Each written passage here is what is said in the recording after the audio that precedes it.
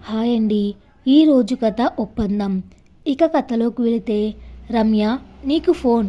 Roommate సౌజన్య గుమ్మంలో నుంచి లోపలికి తొంగి చూసి అరచి ఎటో వెళ్ళిపోయింది.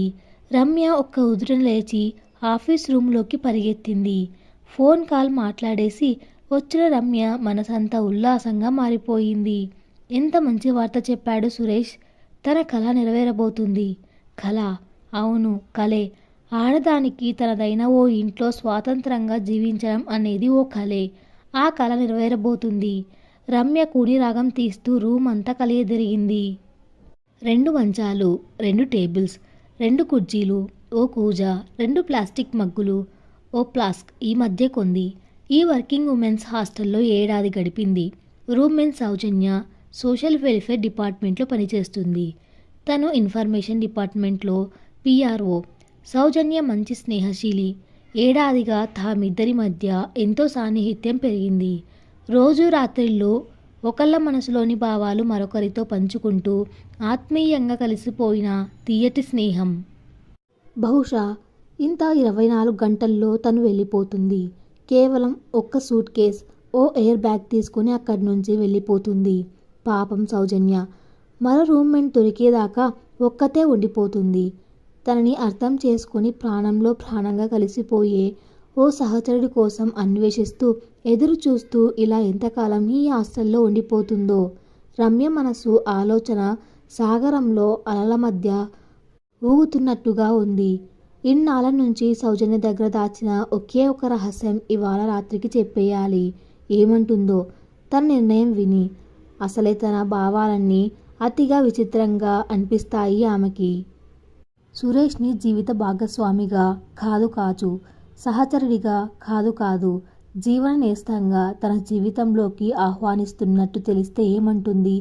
ముందు అడిరిపడుతుంది, తర్వాత ఆశ్చర్యపోతుంది, తరువాత రమ్య పెదాలపైన ఓ చిరునవ్వు మెరిసింది.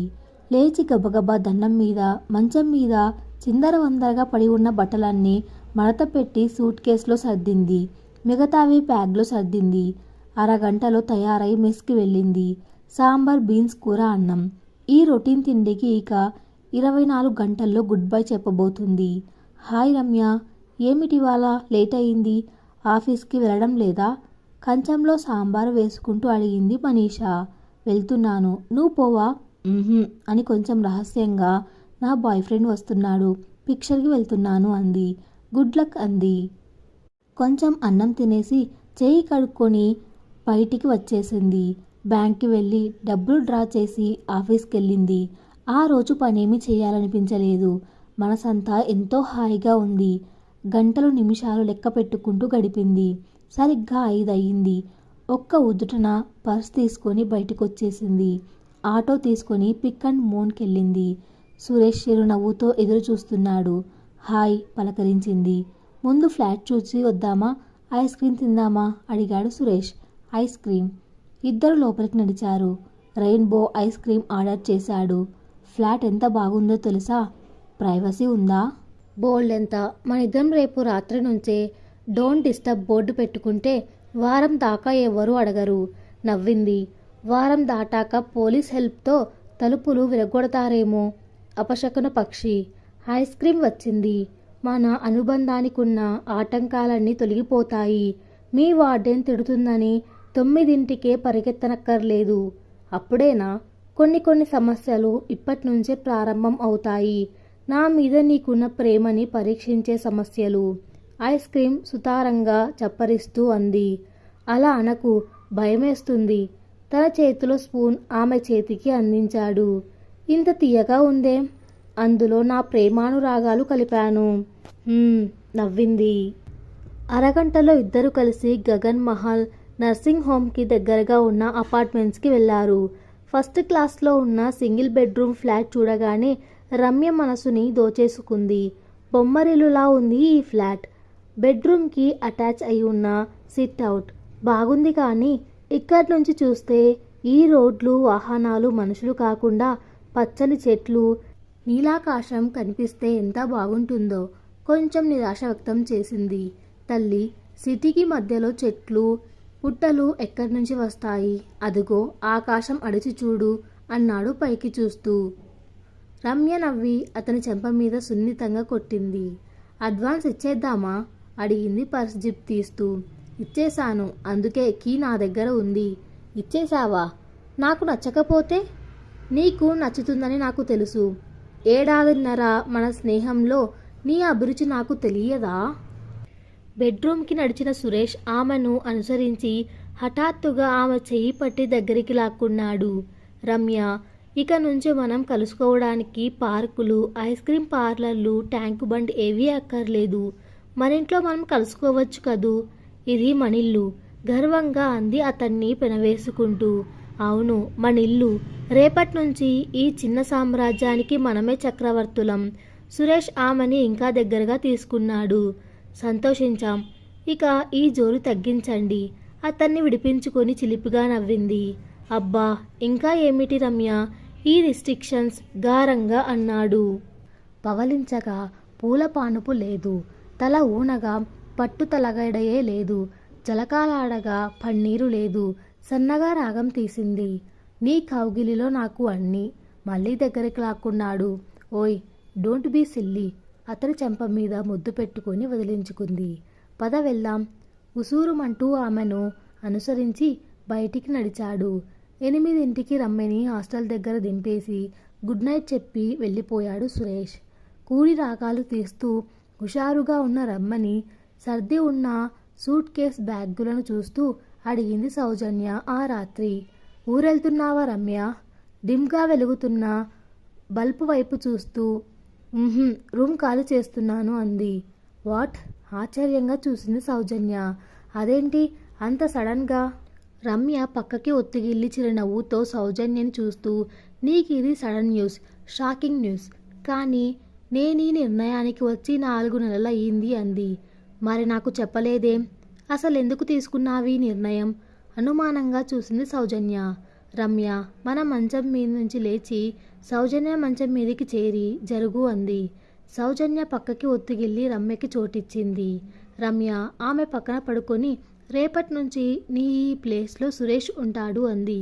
సురేషా? ఎలా? విస్తబోయింది సౌజన్య. పెళ్లి చేసుకున్నావా? సీరియస్గా అడిగింది. పెళ్ళా? నవ్వింది రమ్య. సౌజన్య, పెళ్ళి, తాళి, బాజాలు, నాకు వీటన్నిటి మీద నమ్మకం లేదు. నేను సురేష్తో బతకాలని నిర్ణయించుకున్నాను. పెళ్ళి కాకుండానా? ఏమవుతుంది? మతిపోయిందా? మనం ఉన్నది ఇండియాలో. ఇక్కడ పెళ్ళి కాకుండా కలిసి బతికే వాళ్ళని ఏమంటారో తెలుసా?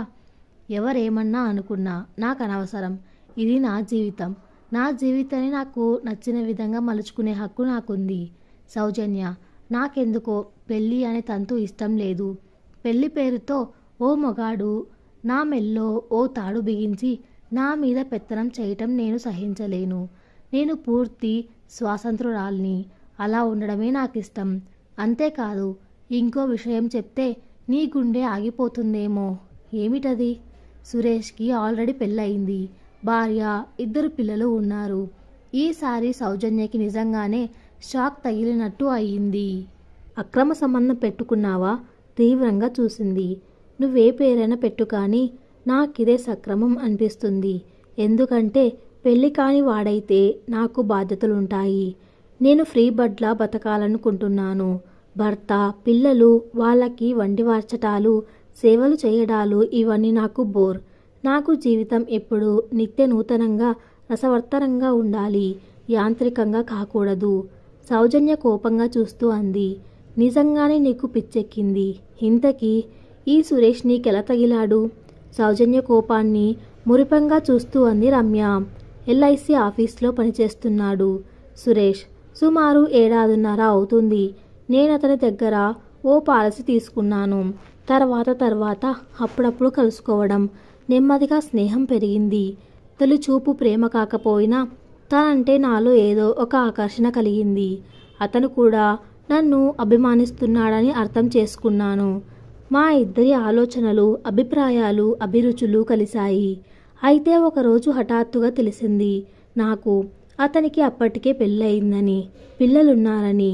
ముందు కోపం తెచ్చుకున్నాను, మండిపడ్డాను, బాధపడ్డాను. ఆ తర్వాత ఆలోచిస్తే అనిపించింది ఇది ఒకందుకు మంచిదే అని. సౌజన్య ఓ విచిత్ర వ్యక్తిని చూస్తున్నట్టు చూస్తూ రమ్య చెప్పేది వింటోంది. రమ్య మళ్ళీ చెప్పసాగింది. భర్త అనే పేరుతో ఓ వ్యక్తి రోజు 24 గంటలు నాతో కలిసి బతకటం, ఇద్దరం అనుక్షణం ఒకరి ఎదురుగా ఒకరు ఉండడం, నిద్ర లేవటం, పడుకోవడం, తినడం, ఆఫీస్కెళ్ళడం, అలసిపోయి రావడం, కీచులాటలు, అపార్థాలు, అనుమానాలు, అధికారాల కోసం ఆరాటం ఇవన్నీ నాకిష్టం లేదు. మేమిద్దరం కలిసి బతకాలనుకుంటున్నాం. కానీ రొటీన్ భార్యాభర్తల్లా కాదు, మంచి స్నేహితుల్లా.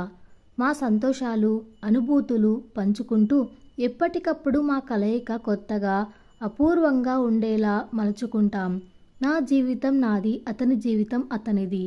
ఒకళ్ళ మీద ఒకళ్ళ పెత్తనాలు లేవు, ఉండవు. అమూల్యమైన కాలం అంతా భర్త సేవల్లో గడిపేస్తూ కేవలం గృహిణిలా బ్రతకడం నాకు అసహ్యం. నేను సాధించాల్సినవెన్నో ఉన్నాయి. నేను పిహెచ్డి చేయాలనుకుంటున్నాను. నా కోసం, నా అభివృద్ధి కోసం కాలం మిగిల్చుకోవాలనుకుంటే నాకిలాంటి జీవితమే కావాలి. సౌజన్య కొంచెం చిరాగ్గా అంది. అలాంటప్పుడు అతనితో ఈ బతుకు కూడా ఎందుకు? ఒంటరిగా బతకొచ్చుగా. అన్నీ అయ్యాకే పెళ్లి చేసుకో, బతకొచ్చు. కానీ కాలం కన్నా అమూల్యమైనది యవ్వనం. ఆ యవ్వనం కరిగిపోయిన తర్వాత జీవితంలో అనుభవించడానికి ఏం మిగిలి ఉంటుంది? అంటే నీకు ఒక మగాడు కావాలి, కానీ భర్త వద్దు, అంతేనా? పొరపాటు సౌజన్య. నాకు ఓ స్నేహితుడు కావాలి. మానసికంగా, శారీరకంగా నాతో కలిసిపోయి నన్ను ఆనందింపజేసే ఆత్మీయుడు కావాలి. సురేష్ని నేను ప్రేమిస్తున్నాను. అతనికన్నా గొప్పగా నన్నెవరూ అర్థం చేసుకోలేరు ప్రపంచంలో. ప్రేమించాను కదా అని నేనతనికి భార్యనై అతన్ని నా గుప్పట్లో ఉంచుకోవాలన్న నీచమైన కోరిక నాకు లేదు. మరి ఈ సంఘానికి సమాధానం ఏం చెప్తావు? ఎందుకు చెప్పాలి? నా బ్రతుకుని ప్రశ్నించే అధికారం ఈ సంఘానికెక్కడిది? మనం సంఘజీవులం కాబట్టి. కావచ్చు, సంఘజీవిని కాబట్టే మేం ఆనందించడానికి ఓ ఇల్లు వాకిలి చూసుకున్నాం. లేకపోతే పచ్చిగా, బయలే పాన్పుగా, నీలాకాశమే దుప్పటిగా హాయిగా స్వేచ్ఛగా ఉండేవాళ్ళం. పిల్లలు పుడితే ఎలా పుడతారు? నా ఇష్టం లేకుండా పుట్టేస్తారా? అలా పుట్టకుండా ఏం చెయ్యాలో నాకు తెలుసు. ఒకవేళ పుట్టినా ఏమవుతుంది? వాళ్ళకి తండ్రిగా సురేష్ని పరిచయం చేయగలవా? నీవన్నీ అర్థం లేని సందేహాలు సౌజన్య. నేను బ్రతికేది సురేష్తో అయినప్పుడు అతడు నా పిల్లలకు తండ్రి అని ఎందుకు చెప్పుకోను? అయినా ఈ విషయం ప్రస్తుతం అప్రస్తుతం. నేనిప్పటి నుండే పిల్లల్ని కనాలనుకోవడం లేదు. కానీ ఇలా ఎంతకాలం గడుపుతావు? ఎప్పటికైనా పెళ్లి చేసుకోవాలిగా. అప్పుడు సురేష్ని చేసుకుంటే నీ పెళ్లి చెల్లుతుందా? రమ్య సౌజన్య వైపు నిదానంగా చూసింది. చూడు, నా దృష్టిలో పెళ్లి అనివార్యం కాదు. పెళ్ళంటే ఓ తాళి వేసుకోవడం అంతేగా. ఇందులో చెల్లకపోవడానికేముంది? సురేష్ డబ్బు మీద, ఆస్తి మీద నేను అధికారాలు కోరినప్పుడు పెళ్లి చెల్లకపోవడం అనే లీగల్ పాయింట్ వస్తుంది. మా మధ్య కమర్షియల్ డీలింగ్స్ లేవు. I love Suresh, he loves me. అంతే. మా ప్రేమ సాక్షిగా మేము కలిసి బతకాలని నిర్ణయించుకున్నాం. ఏమో రమ్య, నీ ధోరణి వింతగా ఉంది. ఏటికి ఎదురీదుతున్నావేమో అనిపిస్తుంది. ఎంతవరకు సక్సెస్ అవుతావో నిట్టూరుస్తూ అంది సౌజన్య. రమ్య చిరునవ్వుతో, నా గురించి ఎక్కువగా ఆలోచించకు, హాయిగా నిద్రపో, గుడ్ నైట్ అంటూ లేచి తన మంచం మీదకి వెళ్ళిపోయింది. రమ్య కాసేపట్లో నిద్రపోయింది. వివాహం పట్ల, భర్త పట్ల నిర్దుష్టమైన అభిప్రాయాలు కలిగి ఉన్న సౌజన్యకి మాత్రం చాలాసేపటి దాకా నిద్ర పట్టలేదు. మర్నాడే రమ్య రూమ్ ఖాళీ చేసింది. సురేష్తో బజారుకెళ్ళి చాప, 2 తలగడలు, కొంచెం స్టీలు సామాను, ఒక స్టవ్ కొంది. ఓ ఫోల్డింగ్ కాట్, కొంత ప్లాస్టిక్ సామాను కూడా కొంది. సురేష్ డబ్బు ఇవ్వబోతే తీసుకోలేదు. 2 రోజుల్లో ఓ ముచ్చటైన చిన్న సంసారం ఏర్పడింది రమ్యకి. కొంచెం పాతబడిన లేత నీలం రంగు పూలున్న ఫిషాన్ చీర చింపి కిటికీలకు, గుమ్మాలకి కర్టెన్లు కట్టింది. సురేష్ ఓ 10 రోజుల దాకా 2 రోజులకోసారి వచ్చాడు. చప్పటి సాంబారు, పీచు తీయని బీన్స్ కూర తినలేక బ్రెడ్, ఫాస్ట్ ఫుడ్తో కడుపు నింపుకున్న రమ్యకి తన చేత్తో వండుకొని తినడం హాయిగా అనిపిస్తుంది. నీకు వంట చేయడం బాగానే వచ్చే అన్నాడు సురేష్ ఆ రోజు గుత్తి వంకాయ తింటూ. వంట చేయడం నా హాబీ, నీకు రాదా అడిగింది. ఎప్పుడు చేయలేదు, అవసరం రాలేదు. తను వాళ్ళమ్మ గారింటికి వెళితే మా అమ్మ వండుతుంది అన్నాడు. ఇక్కడ అవసరం రావచ్చు, నేర్చుకో నవ్వింది. చిత్తం. వాష్ బేసిన్ దగ్గరికెళ్ళి చేయి కడుక్కున్నాడు. ఇద్దరు భోజనాలు పూర్తి చేశాక వంటగది సర్దేశారు. పని మనిషిని మాట్లాడుకోకూడదు అన్నాడు కంచాలు కడుగుతున్న రమ్యతో. వద్దు, మన ఇద్దరి మధ్య మూడో వ్యక్తి ఉండడం నాకిష్టం లేదు. పైగా పని వాళ్ళకి అన్నీ ఆరాలు కావాలి. నిజమే, వద్దులే. ఆమె కడిగినవన్నీ సర్దేశాడు. హాల్లోకి రాగానే రమ్య, ఇప్పుడే వస్తాను, తనకి ఒంట్లో బాగాలేదు, ఎలా ఉందో ఓసారి ఫోన్ చేసి వస్తాను అన్నాడు. ఓకే, వెళ్ళిరా. సురేష్ కిందికి వెళ్ళాడు. రమ్య మంచం వాల్చి బ్లాంకెట్ మార్చింది. తలగడలు సర్ది కప్పుకోవడానికి 2 బ్లాంకెట్లు పెట్టింది. అగరవత్తులు వెలిగించింది. సాయంత్రం వస్తూ కొనుకొచ్చిన మల్లెపూ దండ జడలో తొరుముకుంది. చీర మార్చుకుని నైటీ వేసుకుంది. కిటికీ రెక్క తెరిచింది. బయట వాతావరణం హాయిగా ఉంది. చల్లగాలి వీస్తుంది. నల్లని ఆకాశంలో నవ్వులు చిందిస్తున్న చందమామ, మినుకుమంటున్న తారలు. ట్రాన్స్టర్ ఆన్ చేసింది. వివిధ భారతీయులో పాత హిందీ పాట. ఏ రాహే ఏ మౌనం, నదిక కిరానా, ఏ చంచల్ హవా. గుండె నిండా పులకరింతలు. సురేష్ కిందికెళ్ళి 15 నిమిషాలయ్యింది. అసహనంగా కిటికీలో నుంచి బయటికి చూసింది. రోడ్డు దాటి హడావిడిగా వస్తున్నాడు సురేష్. రమ్య సంసార రథం రసరమ్యంగా సాగిపోతుంది. హాస్టల్కి వచ్చిన ఉత్తరాలు తెచ్చిచ్చింది సౌజన్య. తండ్రి సంబంధాలు వెతికి వరుళ్ళ వివరాలు తెలుపుతూ రాసిన ఉత్తరాలు 3. అన్నిటికీ కలిపి ఓ సుముహూర్తంలో జవాబు రాసి పడేసింది.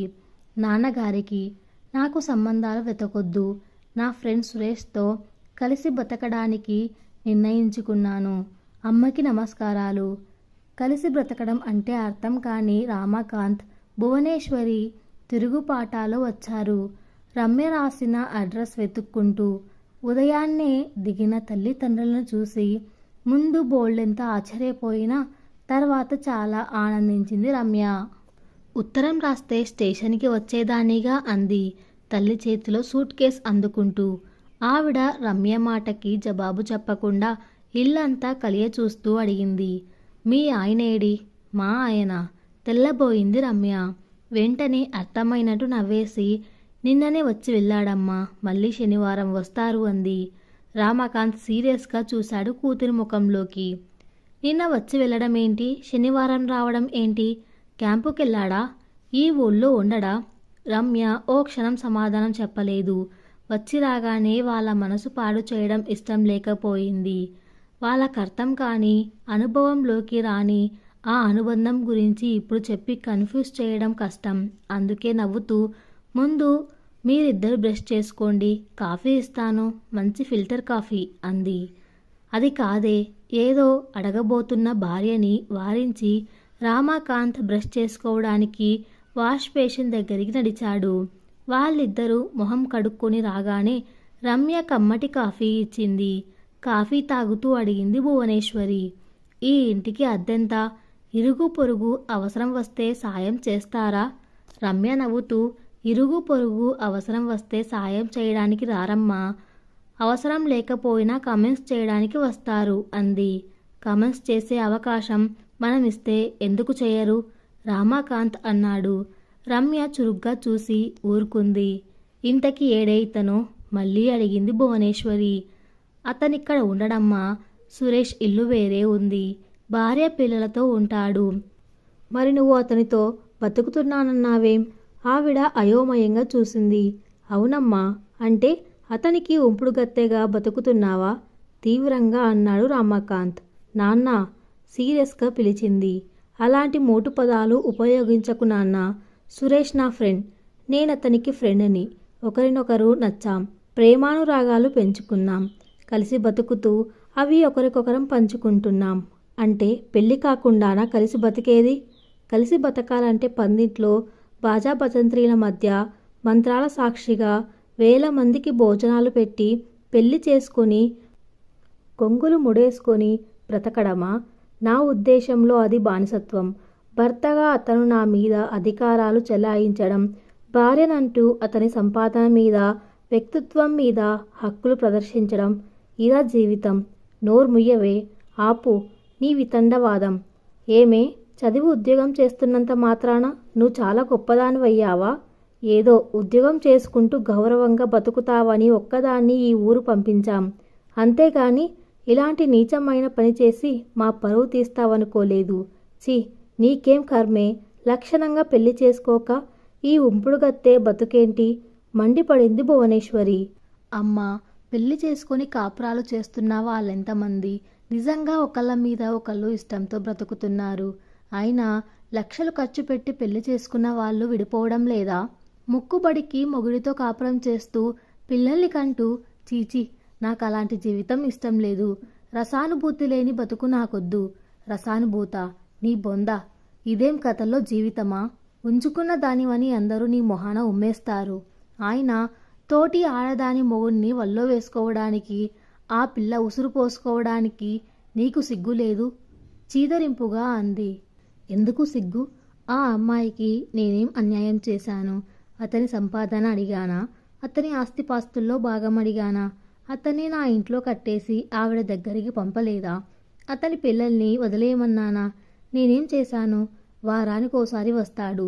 నా దగ్గరికి 2 రాత్రులు మాత్రం ఉంటాడు.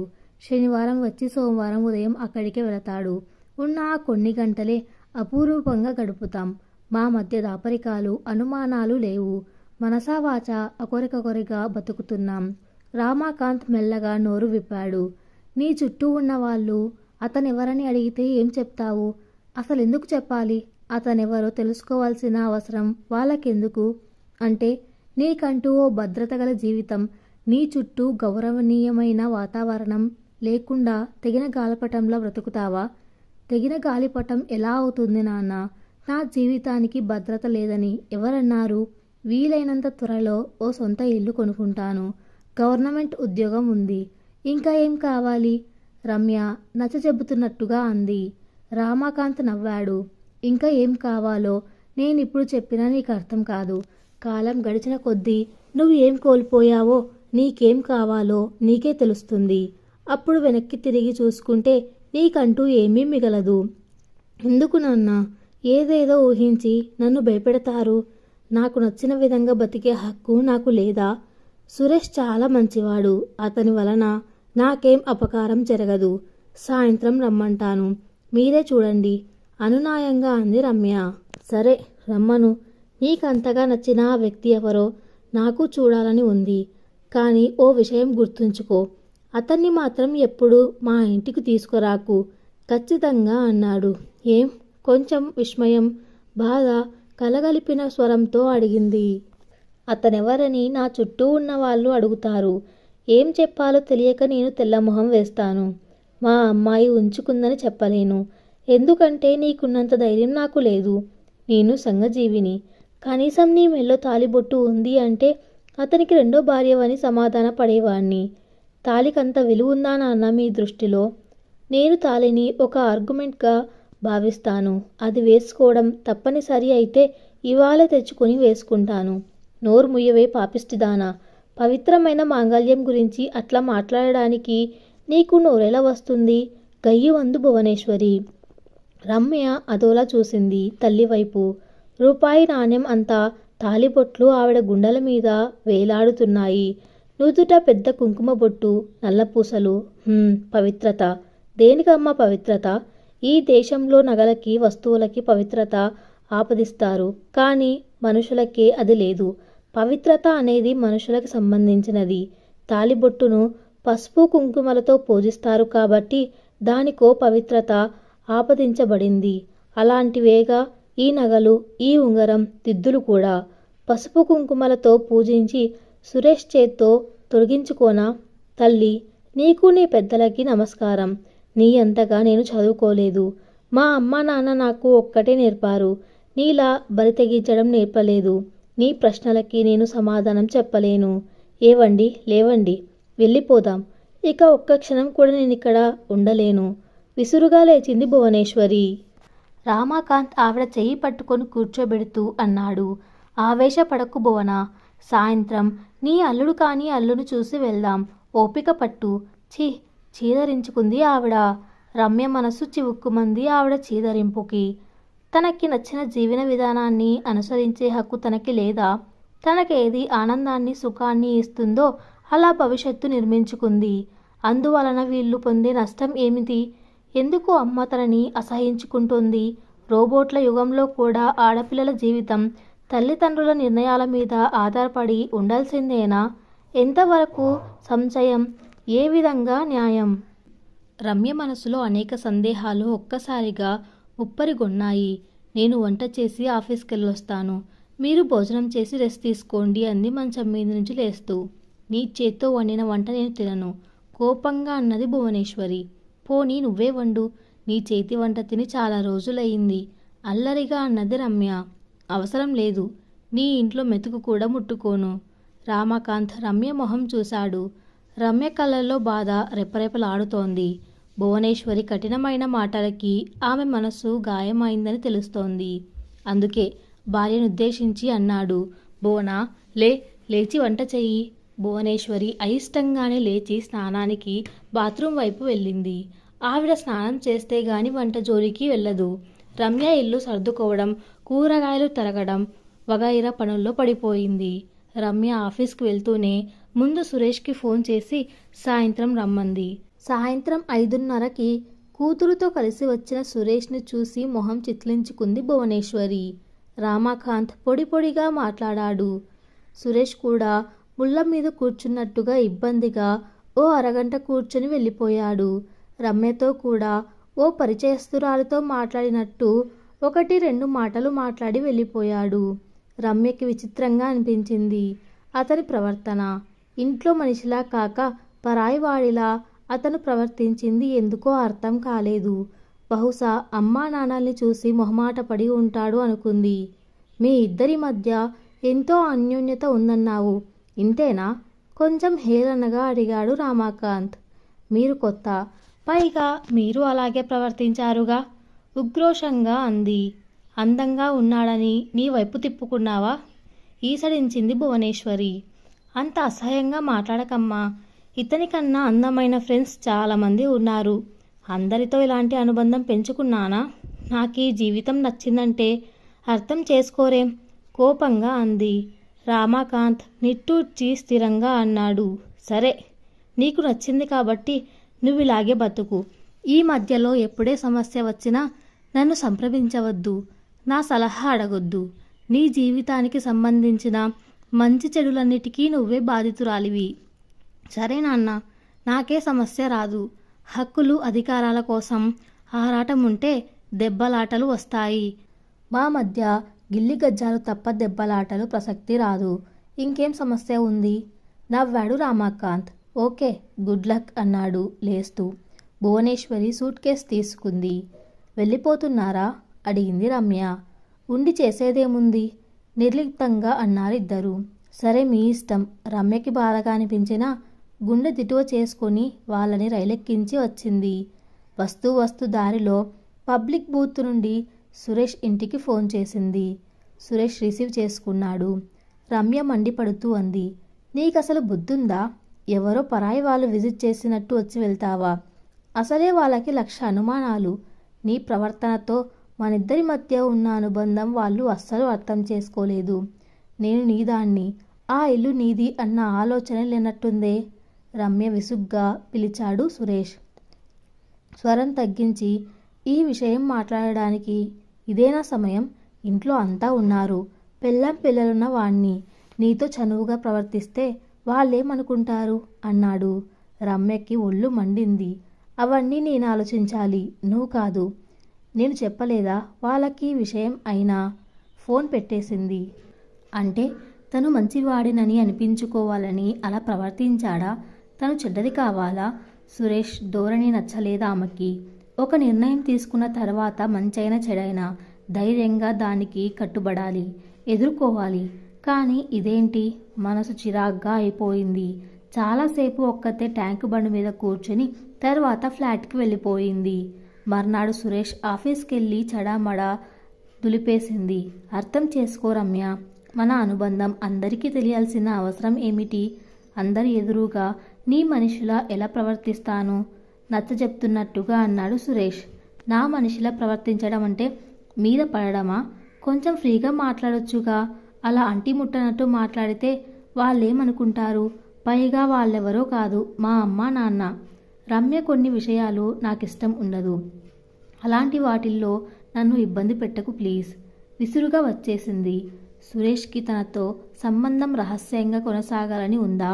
కానీ తనకలా ఇష్టం లేదు. దొంగతనం చేసినట్టు ఎందుకలా? తానేం తప్పు చేస్తోందని ఎంత ఆలోచించినా అర్థం కాలేదు రమ్యకి. ఆ రోజు మర్నాడు కూడా చాలా చిరాగ్గా అనిపించింది. ఒక్కదానికి బోర్ అనిపించింది. చలం ప్రేమ కథలు చదివింది. చాలా ఎక్కువసార్లు చదవడం చేతనేమో బోర్ అనిపించింది. తలుపు తీసుకొని బయటికి వచ్చింది. పక్క ఫ్లాట్లోని ఇద్దరు యువతులు కబుర్లు చెప్పుకుంటున్నారు. రమ్య వాళ్ళని చూసి పలకరింపుగా నవ్వింది. వాళ్ళు నవ్వుతూ పలకరించారు. భోజనమైందా? అయ్యిందండి నవ్వుతూ చెప్పింది రమ్య. మీ ఇంటికి చుట్టాలు వచ్చినట్టున్నారు? ఒక యువతి అడిగింది. మా అమ్మ నాన్న వచ్చారండి, వెళ్ళిపోయారు. అప్పుడేనా? కొంచెం ఇబ్బందిగా అంది. అవును, మా కజిన్ పెళ్ళికి వచ్చారు. మరి మీరు వెళ్ళదేదేం? ఊరికెనే. మీ వారు లేనట్టున్నారు. అసలు విషయానికి వస్తున్నారు. ఇక సంభాషణ పెంచడం అనవసరం. రమ్య ఆవలిస్తూ అంది. బాగా అలసిపోయాను, నిద్రొస్తుంది. Good night. లోపలికి వెళ్ళి తలుపు వేసుకుంది. శనివారం సురేష్ ఆఫీస్ దగ్గరికి వచ్చాడు. రమ్య అతని వెనకాల స్కూటర్ ఎక్కి కూర్చుంటూ అంది. ఇవాళ సినిమాకి వెళ్దామా? సారీ రమ్య, ఇవాళ నీది పుట్టినరోజు. నిన్ను ఇంటి దగ్గర దింపేసి కాసేపు కూర్చుని వెళ్దామని వచ్చాను. నిధి సురేష్ పెద్ద కూతురు. రమ్య కొంచెం హుషారుగా అంది. అరే, ఆ విషయం ముందు చెప్పొచ్చుగా. మంచి గిఫ్ట్ కొందాం. నేను వస్తాను మీ ఇంటికి. నువ్వా? వద్దొద్దు కంగారుగా అన్నాడు. అతనన్న తీరుకి రమ్య మనసు చివుక్కుమంది. ఏం సురేష్, నేను రాకూడదా? అందరం కలుసుకుంటూ ఉండొచ్చుగా. సురేష్కేం చెప్పాలో తోచలేదు. ఇప్పుడు రమ్యని ఇంటికి తీసుకెళితే ఏమన్నా ఉందా? శోభ ఇల్లు పీకి పందిరేస్తుంది. నోరు కాస్త దురుసు. రమ్యనేమన్నా అంటే తను బాధపడుతుంది. ఏమనుకోకు రమ్య, ఇంకో రోజు నేనే తీసుకెళ్తాను మా ఇంటికి. స్కూటర్ అపార్ట్మెంట్ ముందు ఆగింది. రమ్య నిశ్శబ్దంగా వెళ్ళి స్నానం చేసి వచ్చి పాలు, పంచదార, టీ పొడి కలిపి కెటిల్ స్టవ్ మీద పెట్టింది. సురేష్ వెనక్గా వచ్చి ఆమెను చుట్టేసి కాసేపు ఊపిరి సలనివ్వలేదు. రమ్య విసురుగా విడిపించుకొని సీరియస్గా అంది.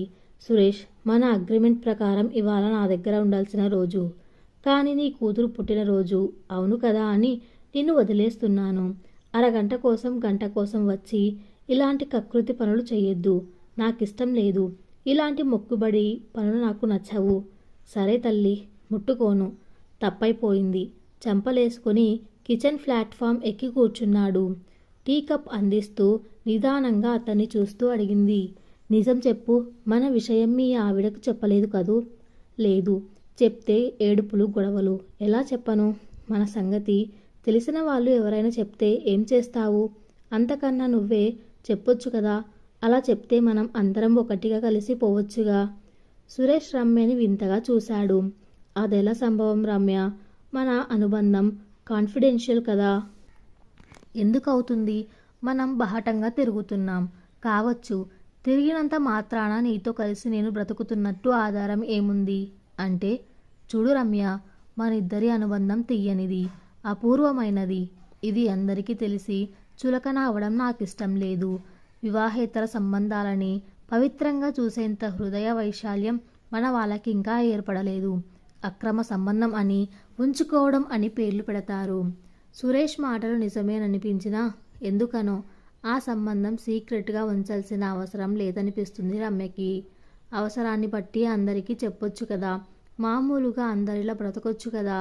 సురేష్ లేచి రమ్య దగ్గరగా వచ్చి దగ్గరకు తీసుకొని లాలనగా అన్నాడు. పిచ్చి పిచ్చి ఆలోచనలతో మనసు పాడు చేసుకోకు. రేపు వస్తాగా. Let's enjoy. మరి వెళ్ళనా? నిధి ఎదురు చూస్తుంటుంది. రమ్య నవ్వింది. ఓకే వెళ్ళు. నా విశేష్ అందజెయ్యి. ఓ షూర్. సురేష్ హుషారుగా వెళ్ళిపోయాడు. కిటికీలో నుంచి వెళ్ళిపోతున్న అతన్ని చూస్తుంటే ఆమెకి ఎలాగో అనిపించింది. మనసంతా బ్లాంక్గా, తన వస్తువునెవరో తన నుంచి లాక్కెళ్ళిపోతున్నట్టు, తననెవరో సమాజం నుంచి బహిష్కరించి రిమోట్ ప్లస్కి విసిరేసినట్టు. ఓసారి గాఢంగా నిట్టూర్చి ట్రాన్సిస్టర్ ఆన్ చేసింది. రమ్యకి జీవితం హాయిగా గడుస్తోంది. సురేష్ శుక్రవారం సాయంత్రం ఆఫీస్ నుంచి రమ్యని పికప్ చేసుకొని సోమవారం దాకా ఆమెతో గడిపేసి సోమవారం ఉదయం ఇంటికెళ్ళిపోతాడు. ఈ మధ్యలో ఎప్పుడైనా ఓసారి చూడాలనిపిస్తే ఇద్దరు కలుసుకొని ఓ గంట సేపు కబుర్లు చెప్పుకుంటారు. ఈ విధమైన రొమాంటిక్ బాగానే ఉందనిపిస్తుంది. హడావిడి పడుతూ నిద్ర లేవడం, వండడం, క్యారేజీలు సర్దడం, అలకలు, కోపాలు లాంటివేం లేవు. అత్తగారి యారళ్ళు, మామగారి సేవలు బోర్. రమ్య 5:30కి లేచి ఓ అరగంట సేపు వాక్కి వెళ్తుంది. తర్వాత ఫ్లాట్కొచ్చి గదులు శుభ్రం చేసుకొని వంట కానిస్తుంది. 8:30కి నింపాదిగా తయారై ఆఫీస్కి వెళ్ళిపోతుంది. సాయంత్రం పూట ఆఫీస్ నుంచి ఏదో మీటింగ్కో కల్చరల్ ప్రోగ్రామ్స్కో వెళ్ళి 7:30, 8:30కి ఫ్లాట్కి వస్తుంది. మూడ్ బాగుంటే సింపుల్గా కూర చారు చేసుకొని రాత్రి భోజనం చేస్తుంది. లేకపోతే బ్రెడ్ తినేస్తుంది. ఓ గంట చదువుకొని ఆ తర్వాత నిద్రపోతుంది. ఈ మధ్యే వాషింగ్ మిషన్ కొంది. 3 రోజులకోసారి బట్టలు వాషింగ్ మిషన్లో వేస్తుంది. ఆ రోజు రమ్య ఆఫీస్ నుంచి ఇంటికి వచ్చేటప్పటికి అంతా హడావిడిగా ఉంది. చాలామంది పిల్లలు, పెద్దలు అందంగా ముస్తాబై కలకలలాడుతూ కనిపించారు. ఎదురుగా ఉన్న ఫ్లాట్స్లో టేప్ రికార్డర్ వెస్ట్రన్ మ్యూజిక్ వినిపిస్తోంది. పిల్లలు కొందరు మ్యూజిక్కి అనుగుణంగా డాన్స్ చేస్తున్నారు. మొత్తం ఫ్లాట్స్లోని వాళ్ళంతా అక్కడే ఉన్నారు. రమ్యకి సరదాగా అనిపించింది. ఎప్పుడు చూసినా ఎవరిళ్లలో వాళ్ళు తలుపులు బిగించుకొని ఉంటారు. నిశ్శబ్దంగా ఉండే ఫ్లాట్స్ అన్నీ సరదాగా ఉన్నాయి. ఓ చిన్న పాపని పిలిచి అడిగింది, ఏమిటి విషయం? మీరంతా చక్కగా తయారయ్యారు. ఇవాళ పింకీ బర్త్డే పార్టీ. తుర్రున వెళ్ళిపోయింది. పింకీ అంటే ఎదుటి ఫ్లాట్స్ వాళ్ళ పాప. రమ్య లోపలికి వెళ్ళిపోయింది. ఇదేమిటి, పార్టీ చేస్తూ తనని ఆహ్వానించలేదేం? మొత్తం ఫ్లాట్స్ వాళ్ళందరినీ పిలిచి తనని వెలేశారా? ఏమోలే, తను ఉదయం నుంచి లేదు కదా. ఇప్పుడు ఎవరన్నా వచ్చి పిలవచ్చు. పింకీకి మంచి గిఫ్ట్ ఇవ్వాలి. రమ్య ఆ మధ్య తను కొన్న కోతి బొమ్మ తీసింది. నల్లటి బొచ్చు, మెరుస్తూ పెద్ద తోకతో ఉన్నది. ముద్దొస్తుంది. పింకీ కళ్ళల్లో వెలిగే సంతోషం ఊహించి నవ్వుకుంది. బొమ్మ పక్కన పెట్టి స్నానానికెళ్ళింది. అరగంటలో చక్కగా ముస్తాబై టీ తాగుతూ కూర్చుంది. రమ్య తనని ఎవరో ఆహ్వానిస్తారని ఎదురు చూస్తుండగానే 10 అయినది. చాలా బాధ అనిపించింది. తానేం చేసిందని వీళ్ళు తననెందుకు అలా విడిగా చూస్తున్నారు? తనేం తప్పు చేసిందని వాళ్ళ ఆనందంలో పాలు పంచుకునే అర్హత లేదా? ఓ గ్లాసుడు వేడి పాలు తాగి పడుకుంది. చదువుకోవాలనిపించలేదు. ట్రాన్సిస్టర్ ఆన్ చేసింది. వివిధ భారతిలో పాత హిందీ పాటలు వినడం ఆమెకెంతో ఇష్టం. రఫీకటంలో మృదు గంభీరత, లతకటంలోని తీయదనం గుండెల్ని సృశిస్తూ, మనసు పొరల్లో అలజడి సృష్టిస్తూ సురేష్ పక్కన ఉంటే బాగుండేది. ఈ రాత్రి ఫ్లాట్స్ వాళ్ళు కలిగించిన బాధ, పాటల తాలూకు మధురానుభూతి అతనితో కలిసి పంచుకుంటే వెంటనే టెలిఫోన్ కనెక్షన్కి అప్లై చేయాలి. కనీసం ఇంట్లో ఫోన్ ఉంటే సురేష్తో కాసేపు కబుర్లు చెప్పుకోవచ్చు. చాలాసేపు అల్లరి చేసిన నిద్రాదేవి ఎప్పటికో కరుణించింది. సురేష్, నిన్న మన ఫ్లాట్ వాళ్ళు పార్టీ చేసుకొని నన్ను పిలవలేదు తెలుసా? టీ కప్పు అందిస్తూ చెప్పింది రమ్య. సురేష్ మాట్లాడలేదు. కొంచెం సేపు ఆగి అన్నాడు, పోనీలే రమ్య, నష్టమేముంది? నష్టమేం లేదనుకో, కానీ అందరూ అలా సరదాగా ఉంటే నాకు వాళ్ళ ఆనందంలో భాగం పంచుకోవాలనిపించింది. సెకండ్ ఫ్లాట్లో ఉంటున్న చరిత చెప్పింది. నేను నిన్ను ఉంచుకున్నానట. అందుకే నన్నెవ్వరూ పిలవలేదట. చిన్న పిల్లలతో కూడా చెప్తున్నారట నేను మంచిదాన్ని కాదని. అవన్నీ వినకు, వదిలేస్తాను, కానీ అప్పుడప్పుడు బాధ అనిపిస్తుంది. అసలు ఉంచుకోవడం ఏమిటి? మా అమ్మ కూడా అలాగే అంది. నాకసలు ఆ పదం వింటేనే కంపరంగా అనిపిస్తుంది. సురేష్ టీ తాగడం ముగించి కప్పు కింద పెట్టి రమ్య చెయ్యి తన చేతిలోకి తీసుకొని, ఇవన్నీ మామూలే రమ్య. వివాహం కాకుండా పరాయి పురుషుడితో సంబంధం పెట్టుకున్న స్త్రీని మన సమాజం చాలా చులకనగా చూస్తుంది, చెడిపోయిన దానిగా భావిస్తుంది. మరి అదే స్త్రీతో సంబంధం ఉన్న పురుషుణ్ణి గౌరవిస్తుందిగా. అదేగా విశేషం. తరతరాలుగా మన సమాజంలో స్త్రీకి కొన్ని నిర్దిష్టమైన నిబంధనలు, కట్టుబాట్లు ఉన్నాయి. అని తెంచుకున్న ప్రతి స్త్రీ నీలకత్తి మీద సాము చేయాల్సిందే. ఎంత సంస్కారం లేని ఆలోచనలు! ఎవరి జీవితం వారిదైనప్పుడు ఎవరికిష్టమైనట్లు వాళ్ళు ఎందుకు బతకూడదు? పెళ్ళైన వాళ్ళంతా ప్రతివర్తలు, కాని వాళ్ళు చెడిపోయిన వాళ్ళ? అయినా ప్రేమానురాగాలతో ముడేసుకోవాల్సిన జీవితాన్ని తాళిబొట్టుతో బంధించడం ఏమిటి? ఏమో, ఎవరేమన్నా అనుకోని, నాకు ఈ జీవితమే బాగుంది. నా ఈ బిజీ లైఫ్లో ఇంతకన్నా బాధ్యత నేను మొయ్యలేను. సురేష్ ఒళ్ళో తల పెట్టుకొని పడుకుంది రమ్య. గుడ్, ఈ మాత్రం ఆత్మస్థైర్యం ఉండాలి. ముంగురులు సవరిస్తూ అన్నాడు. ఆ రోజు దీపావళి. ఊరికెళ్ళి తల్లిదండ్రులతో గడపాలని ఎంతో అనిపించింది రమ్యకి. కానీ సురేష్ని తీసుకురావద్దన్న తండ్రి దగ్గరికి తను మాత్రం ఎందుకు వెళ్ళాలి? కనీసం పండక్కి రామ్మ అని వాళ్ళు కూడా ఉత్తరం రాయలేదు. కనీసం తమ్ముడైనా రావచ్చుగా, వాడికేమైంది? తను వాళ్ళు తెచ్చిన సంబంధం ఒప్పుకొని మెడ వంచి తాళి కట్టించుకొని శాస్త్రోక్తంగా అత్తగారింటికి వెళ్ళి ఉంటే ప్రతి పండక్కి ఆహ్వానించి బట్టలు పెట్టేవారేమో. సాయంకాలం చీకటి పడ్డాక క్యాండిల్స్ వెలిగించి బాల్కనీ గోడ మీద అందంగా పేర్చింది. కొత్త చీర కట్టుకుంది. సురేష్ ముందే చెప్పేశాడు ఆ రోజు కలవనని.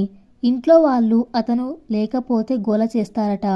తనని వాళ్ళింటికి ఆహ్వానించొచ్చుగా. వాళ్ళ కుటుంబ సభ్యుల్లో తనని ఒకదానిగా భావించొచ్చుగా. పెళ్లి కానంత మాత్రాన తను అతని భార్య కాదా? రమ్య ఒక్కసారిగా ఉలిక్కిపడింది. తనేమిటి ఇలా ఆలోచిస్తుంది? తామిద్దరి మధ్య భార్యాభర్తల సంబంధం, బరువు బాధ్యతలు ఉండకూడదన్న కండిషన్ పెట్టింది తనేగా. తల విదిల్చింది. బయట చిచ్చుబుడ్లు వెలుగుతున్నాయి. పిల్లలంతా హుషారుగా చప్పట్లు కొడుతున్నారు. ఆడవాళ్ళు మగవాళ్ళు నవ్వుతూ కేరింతలు. చెవులు చిల్లులు పడేలా బాంబుల మోత. చాలాసేపు బాల్కనీలోనే నిలబడి ఆ సంబరం చూసి మెల్లగా లోపలికి వచ్చేసింది.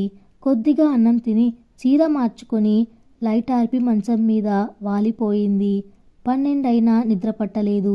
చిన్నప్పుడు ఆడపిల్లవు, నీకు బాంబులెందుకే అంటే వినకుండా తమ్ముడు వాటా కూడా తానే కాల్చేసేది. ఖాళీ సీసాలో రాకెట్ పెట్టి వెలిగించి దూసుకుపోతున్న రాకెట్ని చూసి ఆనందంతో ఎగిరేది. ఏమైపోయాయి ఆ రోజులన్నీ? స్వేచ్ఛ కోరుకుంటే కొన్ని ఆనందాలకి దూరం కావాలా?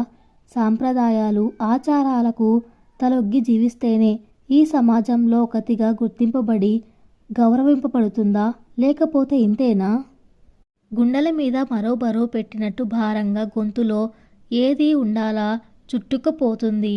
బహుశా నొక్కు వేసిన దుఃఖం కాబోలు. రోజులు మామూలుగా గడిచిపోతున్నాయి. రమ్య చదువు మాత్రం కంటినడక ప్రారంభించింది. రాను రాను సురేష్తో అనుబంధం బలపడుతూ ఇది వరకులా వారానికోసారి కాకుండా రోజుకోసారి కలుసుకోవాలనిపిస్తుంది. కానీ సురేష్ ఒక్కో రోజు ఫోన్ చేసినా దొరకడు. దాదాపు 10 రోజులయ్యింది. ఈసారి మామూలుగా రావాల్సిన శుక్రవారం నాడు కూడా సురేష్ రాలేదు. అలాంటి రాకపోవడాలు చాలాసార్లు జరిగింది. ఓసారి పాప పుట్టినరోజు, ఓసారి భార్య పుట్టినరోజు అని, మరోసారి ఒంట్లో బాగాలేదని, అలా ఏవో కారణాలు చెప్పి ఎగ్గొడుతున్నాడు. 10 రోజులు దాటాక రమ్య సురేష్ ఆఫీస్కి ఫోన్ చేసింది. లీవ్లో ఉన్నాడని చెప్పారు. తనతో మాట మాత్రం చెప్పకుండా లీవ్ పెట్టడం ఏమిటి? కోపం వచ్చింది రమ్యకి. ఇంటికి ఫోన్ చేసింది. అతని భార్య రిసీవ్ చేసుకుంది. ఇంట్లో లేరు అని టక్కున పెట్టేసింది. రమ్య ఓ అరగంటకి మళ్ళీ చేసింది. అదే సమాధానం. అలా ఆ రోజంతా ఎన్నిసార్లు ఫోన్ చేసినా సురేష్ కలవలేదు. రమ్యకి నిద్ర పట్టలేదు ఆ రాత్రి. తెల్లవారి లేస్తూనే హడావిడిగా తయారై సురేష్ ఇంటికి బయలుదేరింది. అడ్రస్ వెతుక్కుంటూ. ఆమె వెళ్ళేటప్పటికి హాయిగా కూర్చొని కాఫీ తాగుతూ న్యూస్ పేపర్ చదువుకుంటున్నాడు. రమ్యని చూసి చాలా కంగారు పడ్డాడు. నువ్వేంటి ఇలా అన్నాడు గొంతు తగ్గించి. లీవ్ పెడుతున్నట్టు నాకు చెప్పలేదేం? కోపంగా అంది. అతని భార్య వచ్చి అనుమానంగా రమ్యని చూస్తూ ఎవరు అంది. తను నా కొలీగ్, ఆ శోభ. కాఫీ ఇవ్వు తనకు కూడా తలబడ్డాడు సురేష్. సురేష్ ఆ ఇంట్లో అతని భార్య సమక్షంలో తనతో ప్రవర్తించిన తీరుకి రమ్యకి చిరాకేసింది. ఎందుకంత భయం? ఇంత భయం ఉన్నప్పుడు తనతో సంబంధానికి ఎందుకు ఒప్పుకోవాలి? అందుకేనా సీక్రెట్గా ఉండాలి అంటూ తనని నోరు మోయించాడు? రమ్యని బస్ ఎక్కించడానికి వచ్చిన సురేష్ మండిపడ్డాడు. ఏం కొంపలంటుకుపోయాయని ఇంటికి వచ్చావు? రమ్య నిర్ఘాంతపోయింది అతని ధోరణికి. అదేమిటి సురేష్, 10 రోజులైంది నువ్వు కలిసి, కనీసం ఫోన్ చేయలేదు. పైగా లీవ్ పెట్టి ఇంట్లో ఉన్నావు. నాకేం తెలుసు, నీకు ఒంట్లో బాగాలేదేమో అని కంగారు పడ్డాను. ఏం మీ ఇంటికి రాకూడదా? చూడు రమ్య, నీకిది వరకే చెప్పాను. మాంసం తింటున్నాం కదా అని ఎముకలు మెల్లో వేసుకు తిరగలేం. నాకేవో పనులున్నాయి, లీవ్ పెట్టాను. అందుకు నీకు సంజాయిషి ఇవ్వాలా? నువ్వు ఫోన్ చేస్తున్నావనే రోజు గొడవ. ఇక ఇలా ఇంటికొచ్చేస్తే నాకు న్యూసెన్స్ అవ్వదా? రమ్య మండిపడుతూ అంది. నేను నీకు చెప్పాను సురేష్, నా జీవితంలో సీక్రెసీ ఉండడం నాకు ఇష్టం లేదని. నాకు నచ్చిన జీవన విధానాన్ని బహిరంగంగానే అనుసరిస్తానని. నువ్వు తెగించావు. నీకు అసలు భయం లేదు. నాకు గౌరవం ఉంది. అది పాడు చేయొద్దు రమ్య. రమ్య స్థానువులా చూసింది. అంటే అంటే గౌరవం, శాంతి ఇలాంటివన్నీ నీకే, నాకక్కర్లేదు అంతేనా? నేను చేస్తున్నది అంత గౌరవహీనమైన పని అని నువ్వు భావిస్తున్నావా? నన్ను చూడకుండా ఉండలేక రోజుకోసారి కనిపించి వెళ్ళాలనుకునే సురేషేనా నువ్వు? రోజుకు 4 సార్లు ఫోన్ చేసే సురేషేనా? ఎంత మారిపోయావు? రమ్య నవ్వింది. ఆ నవ్వులో ఎన్నో భావాలు, భాష కందనివి, నిర్వచనం లేనివి. జీవితాంతం తోడుగా నడుస్తావనుకున్నాను. ఇలా మధ్యలో వదిలేస్తావా? ఈ ప్రపంచాన్ని ఎదురించి కలిసి బతకాలనుకున్నాం. నీ భార్యనే కన్విన్స్ చేయలేవా? ఆటో వచ్చింది. రమ్య నిశ్శబ్దంగా ఆటో ఎక్కింది. మర్నాడు సురేష్ వచ్చాడు. రమ్య ఎప్పట్లా మనసారా ఆహ్వానించలేకపోయింది. రాగానే ఆరాటంగా దగ్గరకు తీసుకుని అల్లరి చేసే సురేష్ కూడా కొంచెం ముభావంగా ఉన్నారు. రమ్య కాఫీ ఇచ్చింది. తాగుతూ అన్నాడు. రమ్య, ప్రతి శుక్రవారం ఎక్కడికి వెళ్తున్నావని తను రోజు గొడవ. నేను వారం వారం ఇక్కడికి రావడం కష్టమవుతోంది. నాకు వీలైనప్పుడు వస్తుంటాను.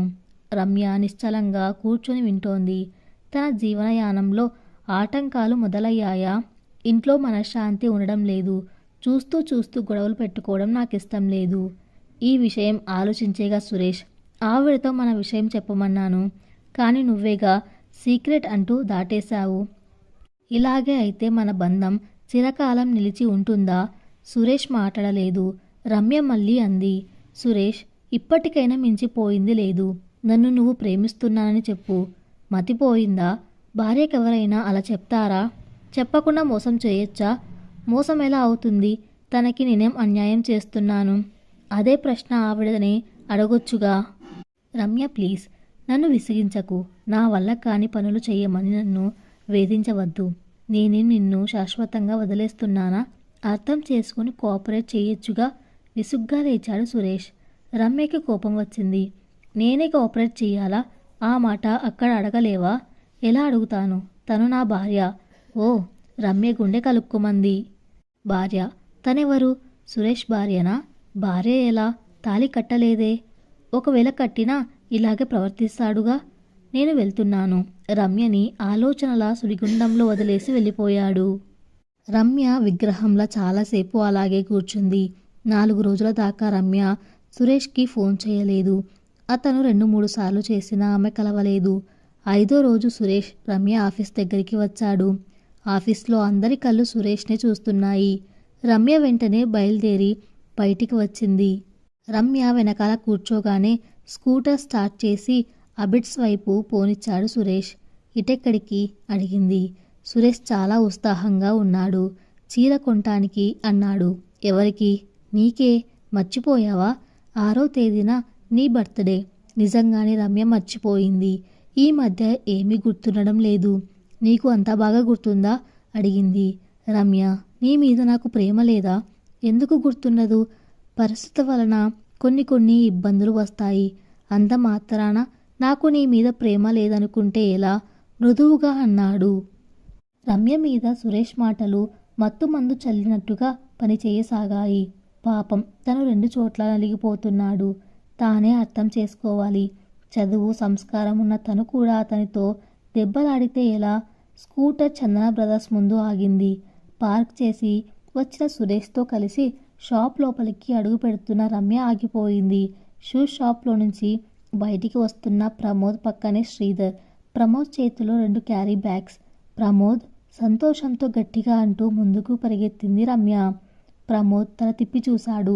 ఆశ్చర్యంతో విచ్చుకున్న అతని కళ్ళలో ఓ క్షణకాలం ఆనందం మెరిసి మాయమైంది. గబగబా ముందుకెళ్ళిపోయాడు. ఆగిపోయి రమ్యని ఆశ్చర్యంగా ఆనందంగా చూస్తున్న శ్రీధర్ ప్రమోద్ ముందుకెళ్లడంతో అతన్ని అనుసరించాడు. రమ్య మొహంలో నవ్వు ఎగిరిపోయింది. అవమానంతో మొహం ఎర్రబడింది. కింద పెదవిని పంటితో బిగపట్టిన రమ్య మొహంలో విషాద ఛాయలు చూసి అడిగాడు సురేష్. ఎవరు వాళ్ళు? రమ్య కొన్ని క్షణాలు మాట్లాడలేదు. తర్వాత అంది, మా తమ్ముడు ప్రమోద్, మేనత్త కొడుకు శ్రీధర్. సురేష్ మాట్లాడలేదు. ఆమె భుజం మీద చెయ్యి వేసి టేక్ ఇట్ ఈజీ అన్నాడు. రమ్య నిశ్శబ్దంగా అలాగే నిలబడిపోయింది. పద రమ్య, ఈ సంఘటన ఇంతటితో మర్చిపో.